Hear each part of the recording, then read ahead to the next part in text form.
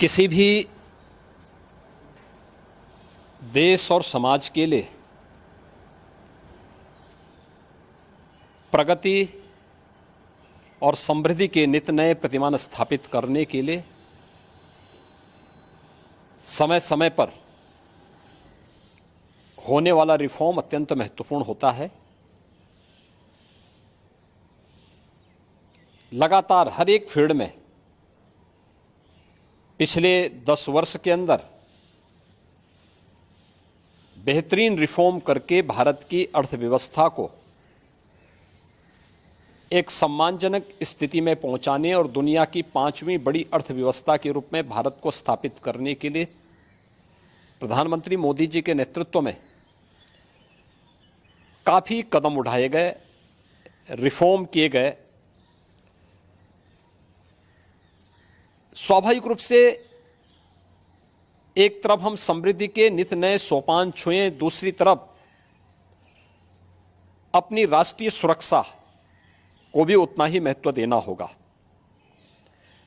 और राष्ट्रीय सुरक्षा को भी, चाहे वह सेना में, उनके साजो सामान में आत्मनिर्भरता के लक्ष्य को प्राप्त करने का कार्य हो या फिर सेना के आधुनिकीकरण से जुड़े हुए एक त्वरित निर्णय लेने की गति को आगे बढ़ाने का। सेना भी इस रिफॉर्म के साथ आगे बढ़ी है। आज अत्याधुनिक फाइटर विमान भारत की सेना के पास हैं। Defence manufacturing corridor Uttar Pradesh और तमिलनाडु में विकसित हो रहा है।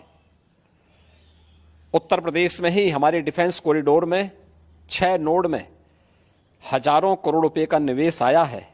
भारत डायनामिक्स लिमिटेड का कार्य हो या फिर ब्रह्मोस मिसाइल बनाने की प्रगति, बहुत सारी ऐसी चीजें हैं जिसमें आज भारत ने एक लंबी छलांग लगाई है। स्वाभाविक रूप से सेना भी हमारी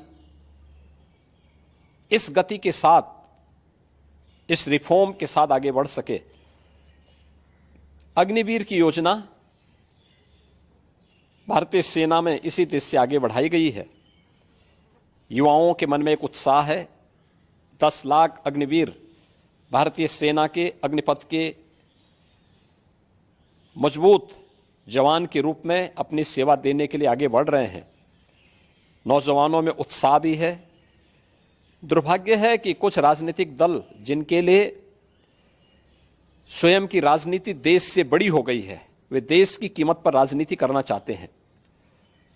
उनका काम ही है कि हर रिफॉर्म वाले कार्य को, हर प्रगति वाले कार्य को, हर समृद्धि वाले कार्य में टांग अड़ाना, अनावश्यक व्यवधान पैदा करना, गुमराह करना, भड़काने की बयानबाजी करना, और लगातार उनके द्वारा इस प्रकार के कृत्य किए जाते रहे हैं।